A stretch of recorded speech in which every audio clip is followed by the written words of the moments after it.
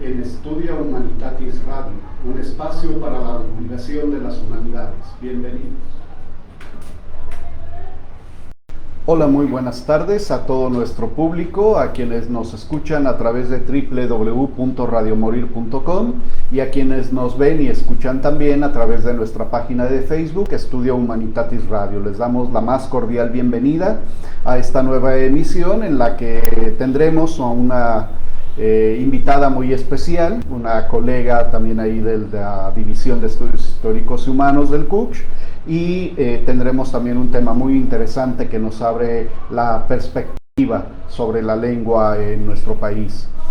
Queremos agradecer a todos quienes han dado like y nos siguen en nuestra página de Facebook. Ya alcanzamos los 227 seguidores, vamos progresando de a poco. Por favor, difundan nuestros videos, compártanlos para que tengamos cada vez más seguidores y se cumple el objetivo de este programa, que es la divulgación de las humanidades y las artes.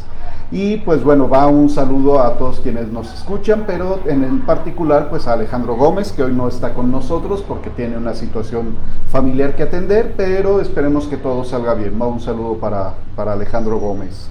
Y pues entre los eventos culturales que tenemos en puerta la próxima semana tenemos dos. Uno de ellos es el coloquio de filosofía feminista, los días 28 y 29 de octubre en el Salón Fernando Carlos Bevía del CUCH. La conferencia magistral es a las 11 de la mañana, habrá también presentación de libro y pues mesas redondas donde especialistas en temas de filosofía y feminismo estarán debatiendo temas de relevancia. Y otro evento que también es ahí mismo en el CUCH, pero organizado por el Departamento de Letras, es la conferencia Un acercamiento a la narrativa policial de Bernardo Fernández, Entre monos y letras. La imparte el doctor Roberto Herrera Gallardo, el lunes 28 de octubre a las 17:30 horas en el auditorio 1 del edificio H del CUCH, también allá en Belénes. No se lo pueden perder. Son dos eventos y queda también todavía unos cuantos días de exposición para la exposición de piezas fotográficas de Alejandro Gómez, donde el objeto es a la vez el medio es a la vez el objeto de la composición. Son 12 piezas de fotografía muy interesantes. Y pues el día de hoy en nuestra acostumbrada cápsula dedicada a dramaturgos en este mes de octubre, pues recordamos la persona de Jean Anouilh. Fue un dramaturgo destacado, originado en Francia. Es conocido por sus dramas que adaptan mitos clásicos y sus reflexiones sobre la moralidad. Y pues yo tuve el gusto de leer una adaptación moderna que hizo de Antígona, esa tragedia griega muy hermosa, muy clásica. Y pues bueno, fue una de las obras más reconocidas de Jean Anouilh. Esta obra fue escrita a parecer durante la ocupación nazi en Francia, donde aborda pues el conflicto del deber y la resistencia, y la forma en que Anouilh lo expresa pues se antoja mucho luego a leer precisamente la obra original también de Antígona. Y también hay una versión moderna de Medea, también por Jean Anouilh, que valdría la pena que nuestro público leyera. Y pues bueno, entre otras obras también escribió la Alouette, la Alondra, sobre Juana de Arco. Y pues bueno, esta fue nuestra cápsula. El próximo mes pues será una sorpresa a quien le dedicaremos nuestras microcápsulas de Recordando a. Y pues como les decía, tenemos una invitada muy especial a quien le agradezco enormemente que haya aceptado la invitación para estar aquí en nuestro programa. De entrada les comento pues que ella tiene una amplia experiencia en el estudio de las lenguas. Es Adriana Galván Torres. Ella es profesora perfil PRODED y es nivel 1 del SNI. Obtuvo su licenciatura en docencia del inglés como lengua extranjera por la Universidad de Guadalajara y su doctorado en lingüística general en el área de la morfología por parte de la Universidad de Viena. Desde el 2008 trabaja en la UDG como profesora de tiempo completo y se ha involucrado con varios programas y en este año en particular, en el 2004, pues ha colaborado con programas de licenciatura en docencia del inglés y de historia, así como las maestrías de lenguas, culturas inglesas y lingüística aplicada. Entre otras cosas también, pues ella ha sido docente invitada por la Universidad de Viena al seminario Morfología Contrastiva desde una perspectiva del área del alemán como lengua extranjera, y pues además ha participado también en la Universidad de Leipzig. Y entre otras cosas, y es por lo que nos va a hablar el día de hoy, sobre lengua náhuatl como lengua originaria, pues se ha dedicado a la investigación concretamente en morfología, tipología, fonología y prosodia. Maestra Adriana Galván, bienvenida, buenas tardes. Buenas tardes, gracias por la invitación. No, gracias a usted por acceder, y porque, pues bueno, el tema de las lenguas, sobre todo el tema de las lenguas originarias, pues merece un espacio en cualquier medio de difusión para pues darle a nuestro público otras perspectivas acerca de pues cómo son estas lenguas, en particular la náhuatl, quiénes la hablan, qué características tiene, entre otras cosas, para no quedarnos también con la idea de que son lenguas muertas. Creo que eso es una falsa imagen de la realidad que tienen muchas personas, de que las lenguas originarias, las lenguas que llamamos indígenas, pues tienen ya prácticamente un pie en el sepulcro, pero no es así. Las lenguas originarias siguen muy vivas. Y a propósito de ello, quería preguntarle de entrada, porque veo en su perfil, como lo acabamos de leer, pues que tiene experiencia en la docencia en inglés, también ha estudiado alemán, pero ¿por qué se interesó por las lenguas originarias? ¿Por qué se interesó en la lengua náhuatl? ¿Qué la motivó a iniciar la investigación? Y también, si enseña además esta lengua a no hablantes, ¿por qué se interesó en enseñarla? Pues bueno, yo creo que para la gente que estudia lingüística pues que el objeto de estudio son las lenguas.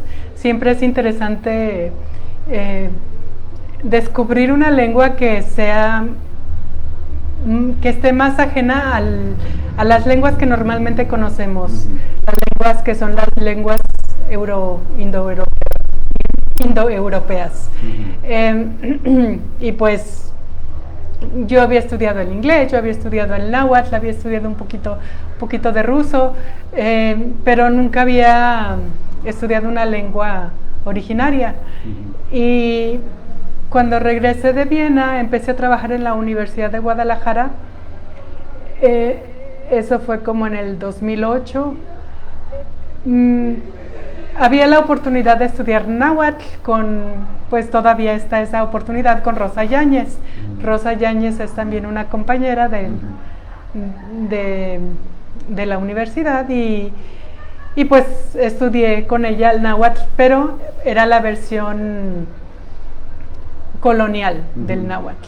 Y pues lo que se hace ahí es más bien pues estudiar la gramática, hacer ejercicios, estudiar el vocabulario, pero no hablar.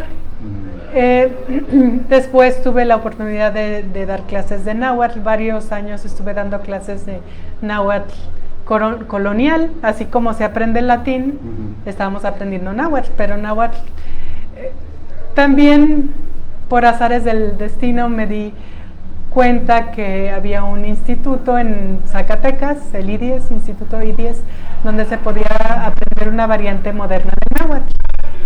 Y pues yo no estaba muy segura de que la metodología fuera muy buena y que de veras se aprendiera algo ahí, pero fui. Y sí, es un instituto con gente, pues todos son hablantes nativos del náhuatl y son gente muy comprometida con la enseñanza y la difusión y la revitalización de su lengua. Vaya, fíjese que yo no tenía una idea clara, ahora que usted lo está mencionando, que se enseñaba en algunos círculos un náhuatl colonial.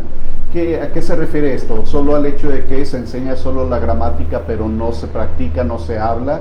Que son, además, quienes la enseñan son personas que no son nativas, que no hablan nativa originariamente el náhuatl, ¿o a qué se refiere esto de náhuatl colonial? Pues el náhuatl colonial es también lo que se le conoce como el náhuatl clásico, es el náhuatl que se documentó durante la época temprana colonial, las gramáticas que empezaron a salir en los primeros años y pues ahí hay que los frailes, sobre todo los franciscanos, hicieron un trabajo muy, muy interesante de recopilación de datos lingüísticos. Hay desde el Códice Florentino, que es como una enciclopedia de la vida y del pensamiento náhuatl y de la vida cotidiana y etcétera, etcétera, hasta gramáticas y diccionarios. Y pues ahí las gramáticas son en parte tan buenas como por ejemplo la de Olmos, que uno de estarlas leyendo, pues uno aprende la lengua, pero pues aprende la lengua, aprende uno la estructura de la lengua, no hablarla. Ya. Bueno, y supongo que eso abre también un abismo de comprensión difícil de salvar, ¿no? Porque solo escribirla o tal vez leerla con los caracteres pues que se estilan para esa usanza de escribir en náhuatl, que son, supongo, caracteres españoles, por lo que dice el trabajo de los religiosos, pero de eso a hablarlo y además hablarlo con un nativo, una persona nativa, supongo que es muy, muy diferente, ¿no? Sí, es muy diferente puede ser por la variante, puede ser por las lenguas náhuatl, la lengua náhuatl hablada hoy en día tiene mucha influencia del español. Ya pues es una lengua en contacto, en continuo contacto con el español, y el contacto ya no nada más es léxico, sino también gramatical, así que sí es una versión diferente. Fíjese que en su comentario anterior por lo de los religiosos me hizo evocar y recomendaría ampliamente que se dieran una vuelta a la Biblioteca Histórica de la Universidad de Guadalajara para que visiten o vean algunos ejemplares de la colección de lenguas indígenas, que es Patrimonio Cultural de la Humanidad por la UNESCO. No sé cuántos volúmenes sean, pero comprende artes de lengua, diccionarios, confesionarios, etcétera, en distintas lenguas. Y a tenor de eso también pues hay un detalle, no sé cuál es la lengua, cómo se llama, pero hay una lengua que ya está desaparecida y el único vestigio que queda de ella es una gramática que escribió un religioso, creo jesuita, de esa lengua en el norte de México, algo entre triste pero a la vez interesante, ¿no? Que quedara un solo ejemplar de esa gramática. Y a propósito de lo que acaba de decir sobre esta variante del náhuatl más en contacto con el español, que supongo es inevitable, ¿no? Que haya contacto y esta especie como de préstamos culturales en uno y otro sentido. No sé si tiene usted noticia de cuántas son las variantes del náhuatl que sobreviven el día de hoy, si se puede mencionar, no sé, alguna de esas variantes. Pues bueno, las variantes que se reconocen oficialmente son 30.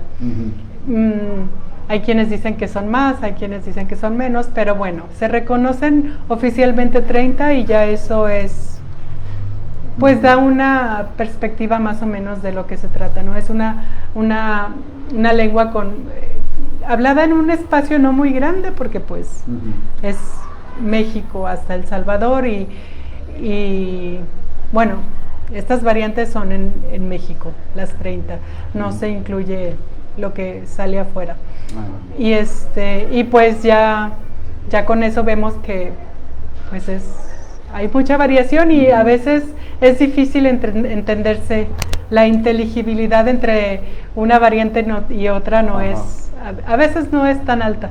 Vaya, supongo entonces que se tendría que estudiar cada variante en lo particular para ver esas diferencias y comprender, ¿no? Y más todavía si se trata de un interés como de intercambio cultural o de mediador, no sé, supongo que estudiar esas lenguas en lo particular ha de ser además complejo, ¿no? Porque no es que se enseñe en cada escuela o se impartan clases de náhuatl en instituciones públicas.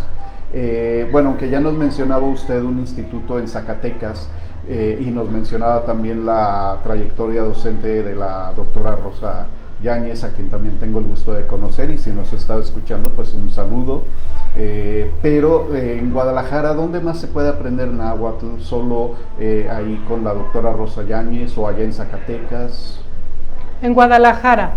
En Guadalajara había un colectivo que había organizado Victoriano de la Cruz. Victoriano de la Cruz es hablante nativo del náhuatl de la Huasteca veracruzana, pero él ya no vive aquí y creo que ese colectivo ya no está trabajando.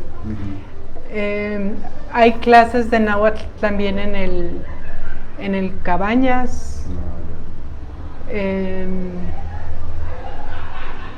y otras, seguramente hay más clases de náhuatl, pero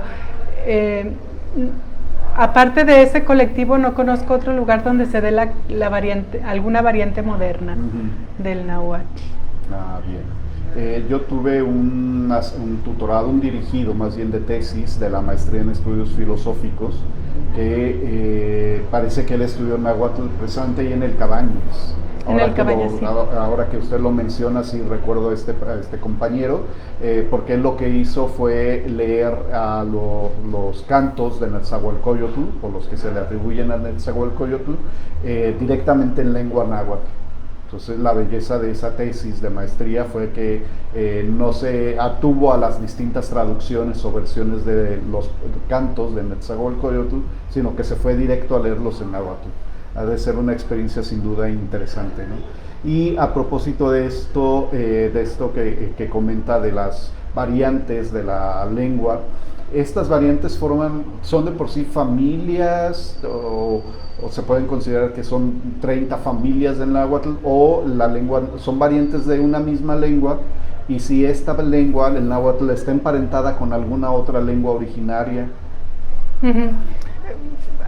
En lingüística, familia se le llama a una lengua, a un grupo de lenguas que genéticamente está relacionada.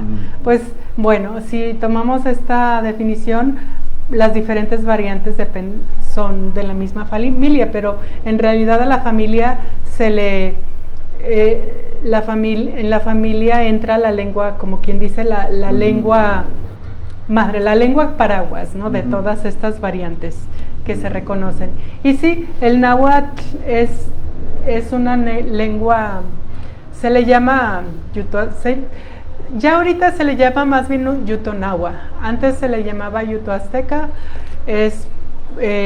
pero ahorita ya está la tendencia de llamarlo más bien yutonahua, y se refiere a esas lenguas emparentadas que empiezan desde Utah, desde Estados Unidos, y que terminan en el centro de México, o donde terminan donde existen todavía las poblaciones náhuatl hablantes.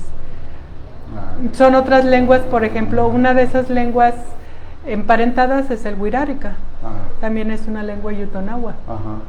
Respecto del purépecha, o lo que conocemos como lengua purépecha, ¿no hay parentesco entre estas lenguas, la náhuatl y el purépecha, o son lenguas totalmente distintas? El purépecha tiene algo muy interesante. El purépecha es una lengua aislada. Eso quiere decir que no tiene familia, ya se quedó solito, está huerfanito. Seguramente que sí tenía un montón de... Había más otras lenguas que estaban emparentadas, pero probablemente por alguna expansión de alguna lengua se hayan perdido otras, ¿no? Probablemente. Pero ahorita el purépecha está solito lingüísticamente, es una lengua aislada. Y pues hay algunas en México. En México está, pues se reconocen, por ejemplo, el seri en el norte, el purépecha. En Oaxaca hay dos, chontal y huave, que son lenguas también aisladas, pero no hay parentesco con el náhuatl. Vale. Bien. Alguna vez escuché, no recuerdo en qué contexto, esto, ni a qué lengua se refiere en particular, pero que hay una lengua de la cual nada más quedan dos personas que la hablan. Y que están peleados entre ellos. Es cierto, entonces eso. ¿Qué lengua es? No recuerdo el nombre, incluso por aquí lo tengo anotado. Ajá. Tengo un compañero de náhuatl que él estudia náhuatl los sábados con Victoriano de la Cruz también.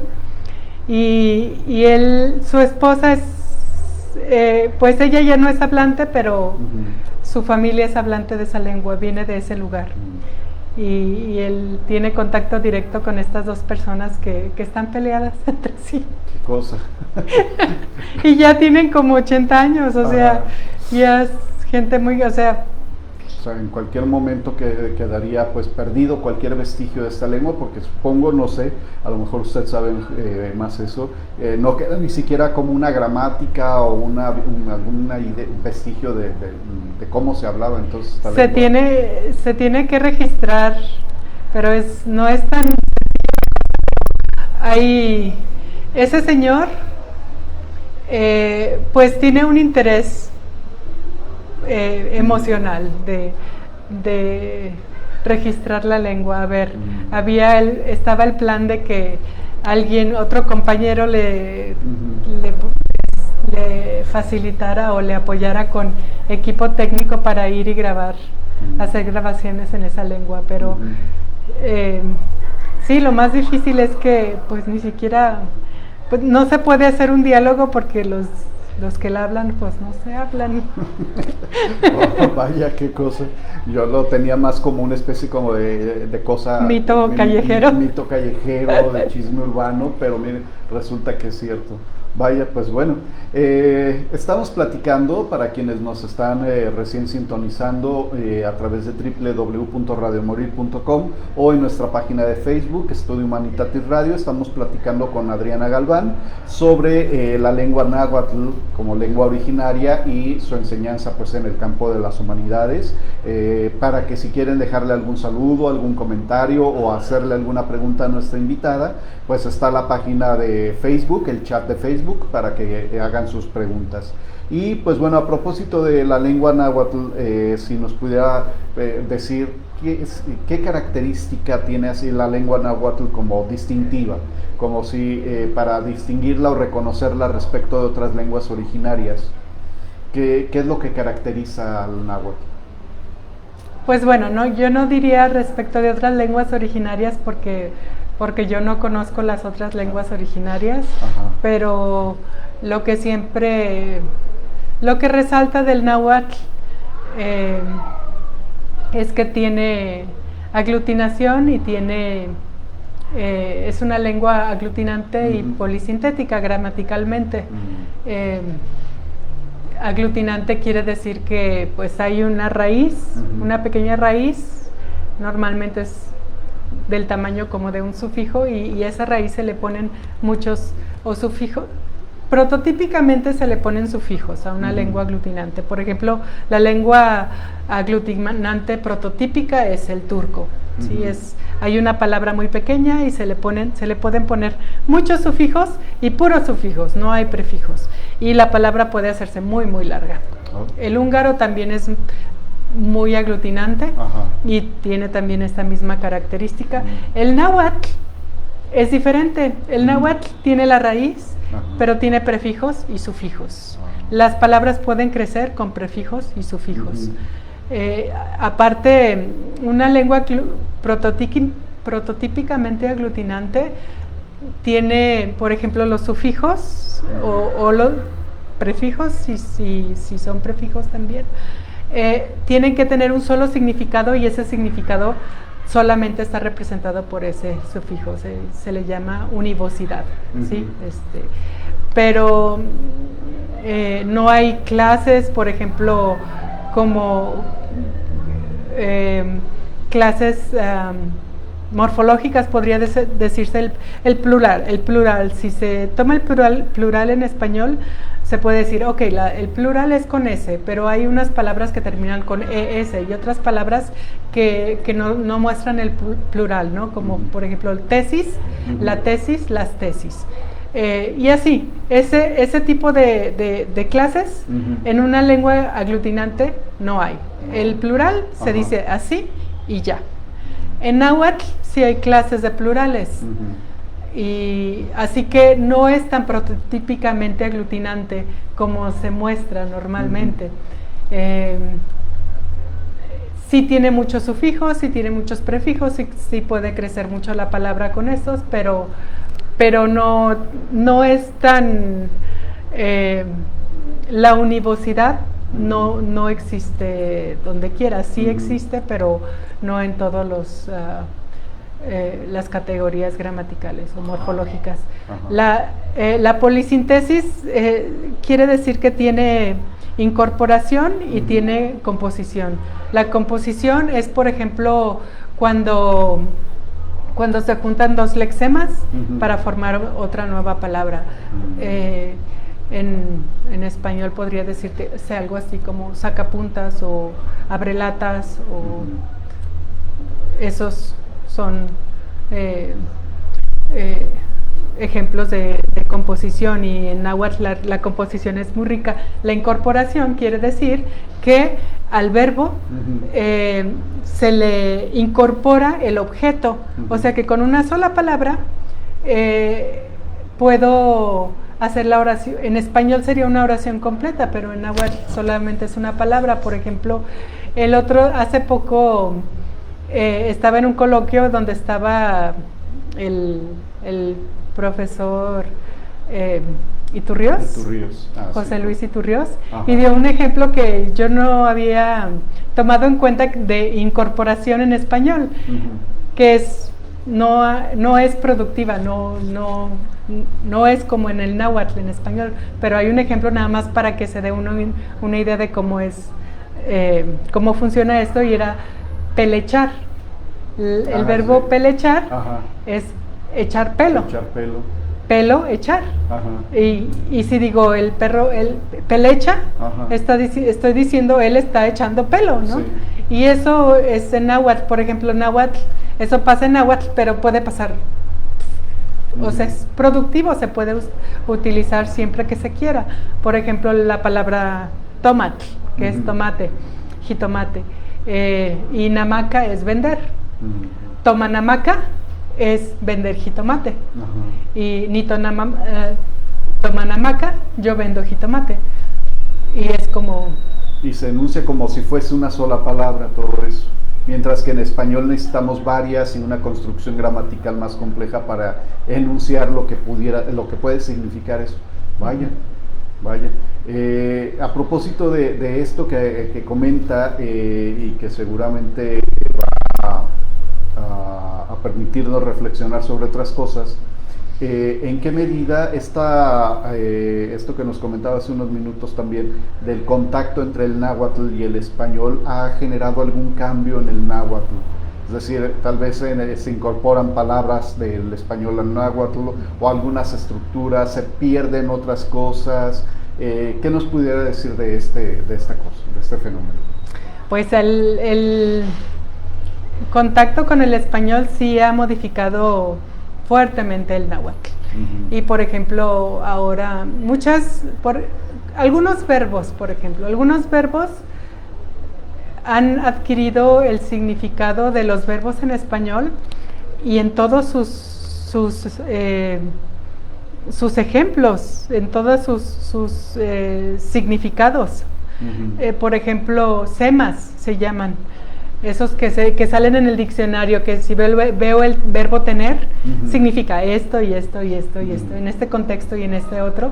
Pues el náhuatl, en muchos verbos los ha adoptado el verbo. Por ejemplo, el verbo tener es un caso de esos, que adopta el montón de semas que tiene el verbo tener. Incluso eso de decir tengo 15 años o tengo 80 años, eso ya se dice en náhuatl. Y en el náhuatl colonial no había un verbo tener. ¿Y cómo referían entonces, por ejemplo, en el náhuatl colonial, si es que nos lo pudiera decir, para cuando alguien quería decir precisamente eso? Bueno, no sé, supongo que cada palabra o cada forma de expresión depende también de la forma en que el sujeto se concibe a sí mismo y concibe su mundo, ¿no? Entonces, a lo mejor en aquel entonces no era necesario decir tengo tantos años. Exacto, pero me viene a la mente un ejemplo curioso del ruso. Ajá. El ruso tampoco tiene verbo tener. No sabía. El ruso tiene, en vez de tener, dicen ellos uminiayest. Tengo, es uminiayest, es como conmigo hay. Ajá. Conmigo hay y ya. Eso es la traducción del verbo tener en ruso. Pero bueno, el español no ha modificado el ruso para nada, así que ellos todavía no tienen un verbo tener. Había escuchado, bueno, ahora que lo menciono, y mire qué cosa, yo no tenía idea que usted además conociera algo de ruso. Yo no conozco más que decir vodka, por ejemplo, o Katiushka, que es una danza, una canción folclórica, creo. Pero había escuchado que a propósito de ello tampoco tienen una forma de decir como en español, yo me llamo fulano de tal. Miniazabut, Adriana.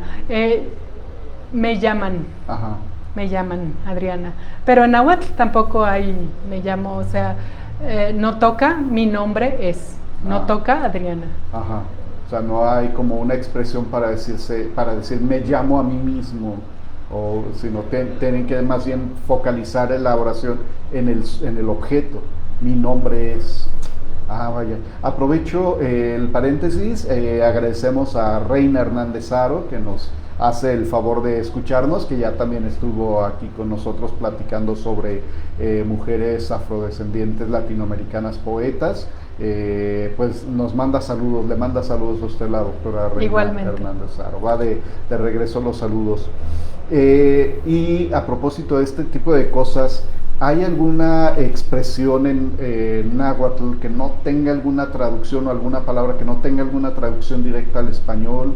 ¿O ya se puede hablar en esta variante moderna del náhuatl de que se puede traducir al español o del español al náhuatl muy directamente, o hay cosas que no son traducibles así directamente? Pues bueno, cuando yo estudiaba lingüística en Viena, mi maestro era Dressler, Wolfgang Dressler, decía que no había, y lo decía, lo tomaba de alguien más que no recuerdo ahorita quién es, pero el punto es que sinónimos no hay, los sinónimos no existen, o sea que una palabra está llena de connotaciones y pequeños cambios de significado que en realidad entonces podríamos decir que pues ninguna palabra del náhuatl es completamente traducible al español. Cuando yo pienso, por ejemplo, en casa, pienso en otra cosa que cuando una persona completamente bilingüe que diga, por ejemplo, daheim en alemán, allá en la casa. Daheim tiene otras connotaciones mucho más así como que mucha más cercanía, que casa, pues bueno, es el objeto. En inglés house nada más es como la estructura, y house en inglés es un poquito como la palabra cali en náhuatl. Cali es como la estructura. Si quiero hablar de mi casa, de mi hogar, mi hogar es ya chantli, nochan, mi casa, mi hogar. Y es como Nochan sería un poquito como el daheim en alemán. Vaya. Bueno, esta expresión, perdón, ¿la puedes repetir en náhuatl para hablar del hogar? ¿Cómo lo decía? Chantli. Chantli. Nochan, mi casa, chantli. Me hizo evocar algo de mi adolescencia, no sé si tenga sentido o no, o haya sido una relación o mera coincidencia, que algunos compañeritos en la secundaria me decían, oye, vamos a mi chante. Es nahuatlismo. Es un nahuatlismo, es una palabra prestada, tomada del náhuatl para... Yo no tenía idea que era... Como los caques, cactli. Los zapatos. Caques, los cacles. También es un nahuatlismo, es un incorporado. Vaya.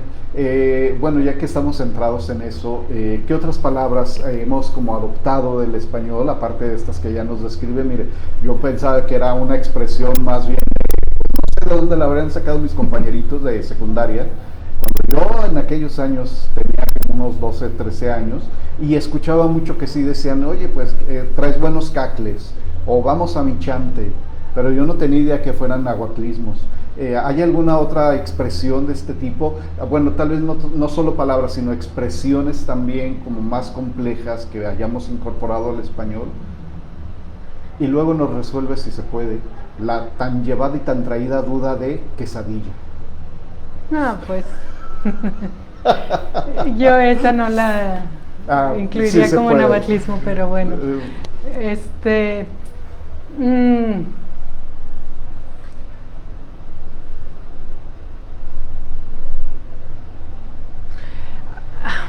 Hay una palabra que no es una expresión, pero bueno,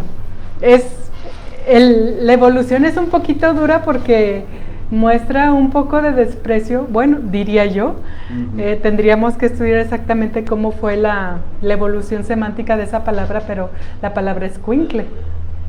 Escuincle en náhuatl, itzcuintli, es perro.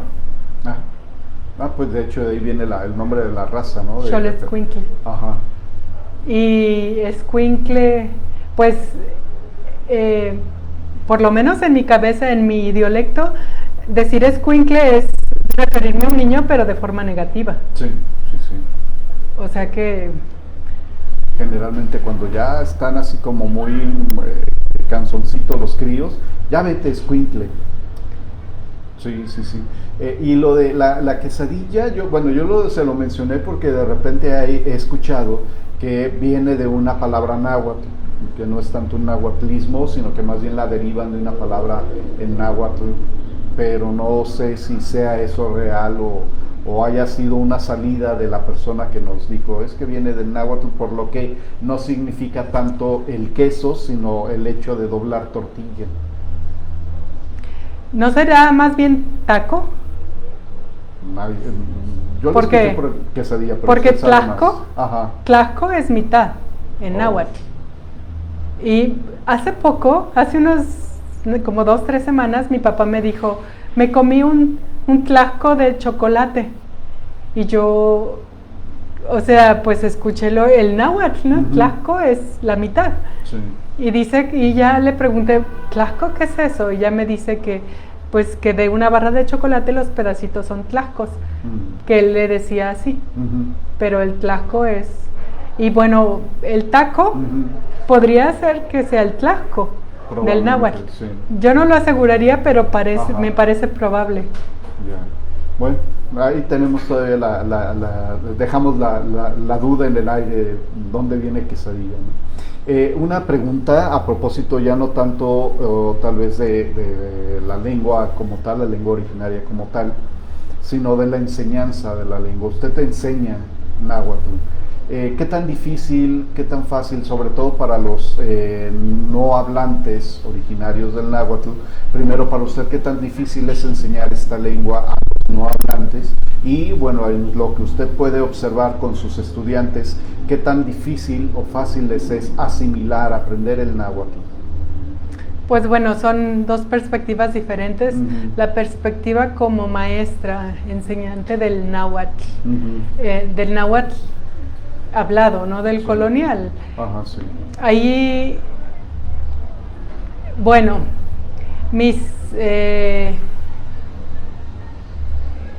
pues mi realidad lingüística, ¿no? Yo no crecí en una comunidad nahuablante. No puedo, yo lo que transporto a mis alumnos es lo que yo he escuchado y sigo escuchando de mis docentes, ¿no? De mis maestras y maestros, pero no he vivido. He estado por ejemplo, en la Huasteca veracruzana, en Chicontepec, pero tampoco en temporadas largas como para vivir, en inglés se dice immerse, ¿no?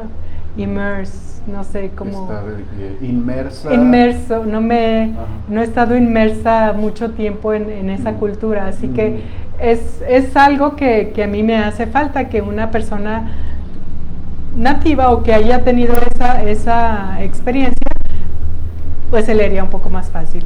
Del lado de los estudiantes, yo pienso, bueno, ese lado también lo conozco yo porque yo misma también sigo estudiando la lengua. Y el problema, yo pienso que el problema principal de estudiar una lengua originaria, aunque sea el náhuatl, que es una de las más conocidas, reconocidas y apoyadas, es la escasez de materiales. Es bien difícil encontrar buenas gramáticas de esa variante que estoy estudiando. Ahorita, por ejemplo, eso de ChatGPT ya se utiliza, se hacen traducciones en un segundo a las lenguas indoeuropeas sin ningún problema. Y ayer, por ejemplo, una amiga me mandó una traducción porque quiere incluir el náhuatl en un proyecto que está haciendo, que le hizo ChatGPT. Y pues yo lo vi, yo veía que era náhuatl, pero no entendía muy bien lo que decía. Esas cosas en náhuatl todavía no se pueden hacer.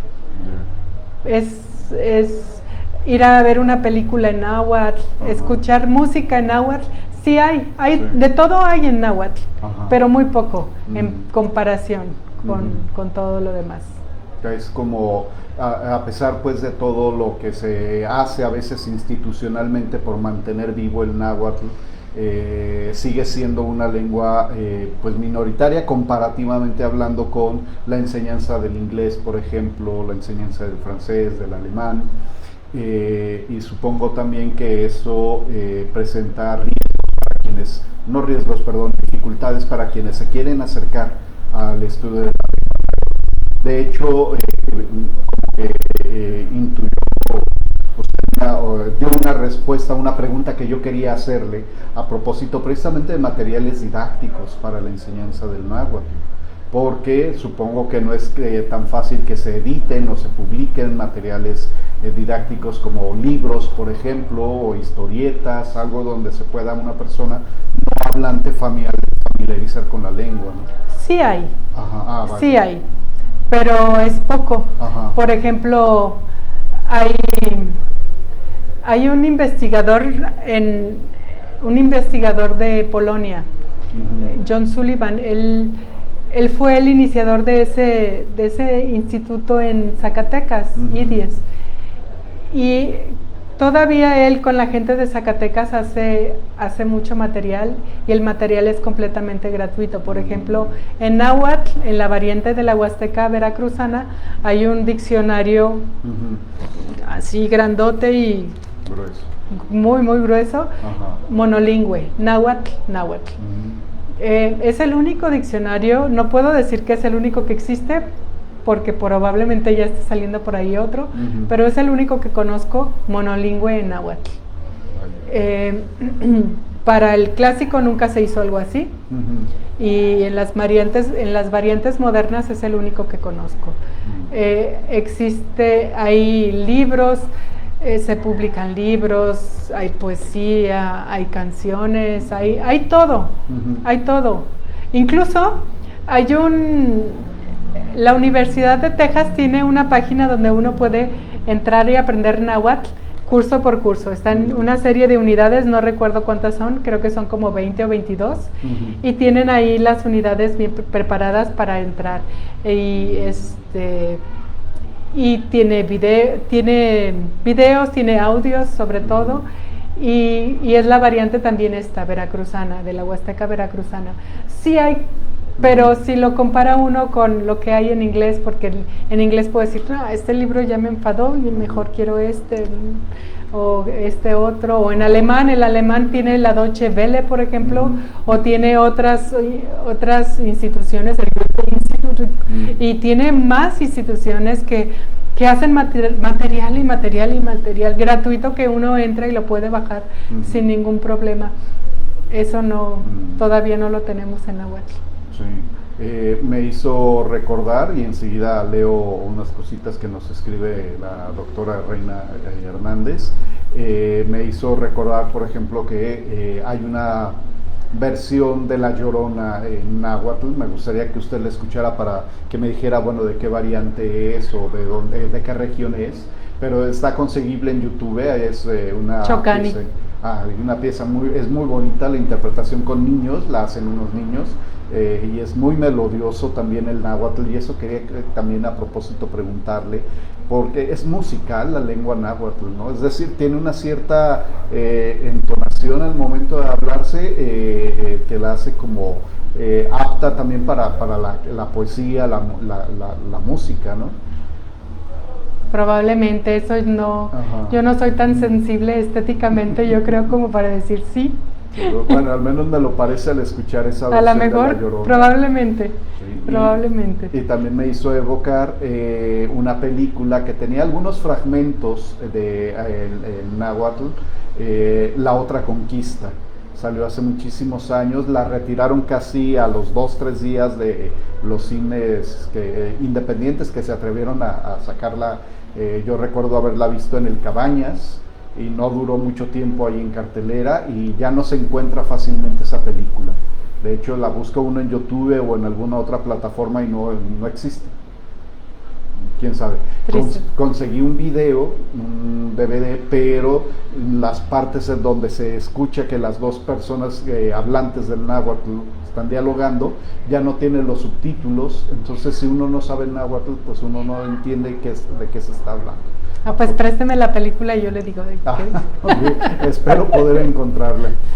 Bueno, la doctora Reina Hernández, Aaron, nos dice que pues también ella había escuchado eso de la quesadilla, supongo que viene esto del náhuatl, y nos deja una dirección de correo que podemos ver ahí en el chat, dle.rae.es quesadilla, y otra abajo que es infobae.com sobre el origen de bueno, aquí ya no alcanzo a leer el completo, pero bueno, ahí está para el público que esté siguiendo la charla.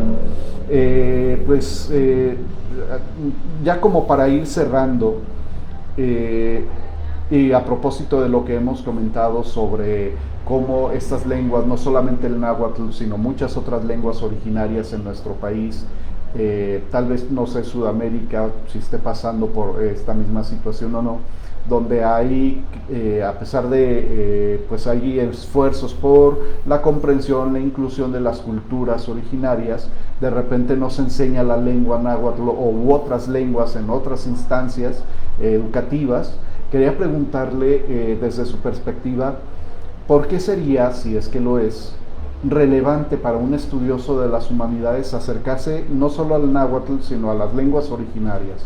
¿Cuál sería el aporte que desde las humanidades un historiador, un antropólogo o incluso un filósofo como su servidor pudiera sacar a la luz acercándose a la lengua náhuatl o a las lenguas originarias?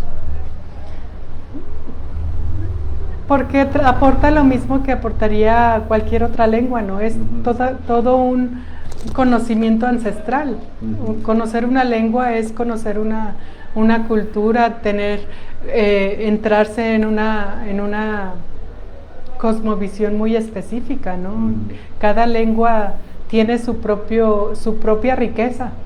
Y ignorar las lenguas originarias es ignorar una gran riqueza que tiene el país todavía. Yo pienso que México es un país plurilingüe, pero desgraciadamente se ha ignorado mucho esta riqueza. Ahorita yo escucho mucho, antes no me daba cuenta tan claramente, pero ahora cuando escucho los discursos oficiales, No siempre, pero muy, muy frecuentemente, o cuando hay documentales sobre aspectos de los nahuas que les dicen seguido aztecas, hablan como si ya se hubieran muerto, y que bailaban, y que hacían, y que se ponían, y que no sé qué, pero todos todavía bailan y hacen y se ponen, y todavía están ahí, todavía están haciendo esas cosas hace cientos de años, pero ya no los... habla uno como si ya no existieran, y no es así, están ahí. Sí. Hay una especie como de ceguera casi intencional, ¿no? De no te quiero ver, si estás o no estás, pasa a no preocuparme o interesarme mucho, a menos que o sea para la foto, o sea para justificar ahí el presupuesto de algo, si es institucional, o sea como mero rescate folclórico. Yo recuerdo haber leído algo, una crítica muy muy dura de Guillermo Bonfil Batalla, donde decía, bueno, es que mucha gente, incluso hasta los académicos, suelen ver a las culturas originarias como solo objeto de investigación, y en el peor de los casos como mero objeto folclórico cultural, pero no como una parte de la misma dinámica de un país que de principio se asume desde la Constitución como pluricultural, ¿no? Sí, México se quiere vender como un país indigenista, ¿no? Exótico, con el Día de los Muertos, que ya esa tradición ya se ha adaptado también en el lado de los mestizos, pero todavía eso se queda muy corto. A mí ahorita me viene a la mente, México tuvo un emperador austriaco, Maximiliano, de Habsburgo, y él estudió náhuatl, y él quería oficializar el náhuatl, hacerlo una lengua nacional, no como ahora. El náhuatl, como todas las lenguas originarias, es una lengua oficial, nacional, pero sin presupuesto. Y Maximiliano empezó a escribir decretos en náhuatl. Eso sí no lo sabía. Sí. Vaya, un dato interesante. Pero esos decretos no llegaron a realizarse, y él hizo leyes para defender a los indígenas. Él tenía una visión muy protectora o muy amigable hacia los pueblos originarios, y bueno, especialmente hacia el náhuatl. Pero duró muy poco. Él estuvo aquí nada más 3 años. Después de 3 años se fue. O lo fueron. Lo fueron. Y ya no se pudo. No se pudo concretar ese. Pero quizás si hubiera tenido éxito, seríamos ahorita un país como Bolivia o como Perú, que tiene una lengua conacional, pero fuerte. No casi extinguiéndose, porque en las lenguas originarias todas están bajo un cierto grado de riesgo de extinción. Recuerdo, y ya con esto vamos como preparando el cierre del programa, recuerdo también haber leído que todo lo que fue el periodo durante el Porfiriato, todavía incluso hasta la primera mitad del siglo XX, esta intención de uniformar la educación en el país implicaba que todos tuvieran que leer y hablar español y escribir español, incluyendo los pueblos originarios, por lo que se imponía. Ahí sí fue una imposición drástica y radical del gobierno de tienes que hablar español, porque considerarte como indígena era como segregarte a ti mismo de la sociedad en la que tienes que vivir. Si te quieres ser reconocido con derechos, tienes que ser ciudadano mexicano y tienes que hablar español. Sí, es como esta idea de la Revolución Francesa, una nación, una lengua, ¿no? Sí. Y esa lengua era el español en México. La identificación con la nación era el español. Todavía mis maestras y maestros, todos me dicen que cuando ellos hablaban español en la escuela les pegaban. Válgame, increíble. Pues bueno, estamos ya casi por cerrar nuestro programa, esta interesante charla de aproximación al náhuatl, porque pues bueno, es una lengua sin duda rica y compleja, pero quería ya como para ir cerrando, que nos pudiera decir alguna sugerencia, alguna recomendación para quienes a escuchar este programa, no sé si ahorita o en las subsecuentes reproducciones, que quisieran acercarse al estudio de la lengua náhuatl, ¿a dónde podrían dirigirse, con quién o qué lecturas hacer para acercarse al estudio del náhuatl? Del moderno.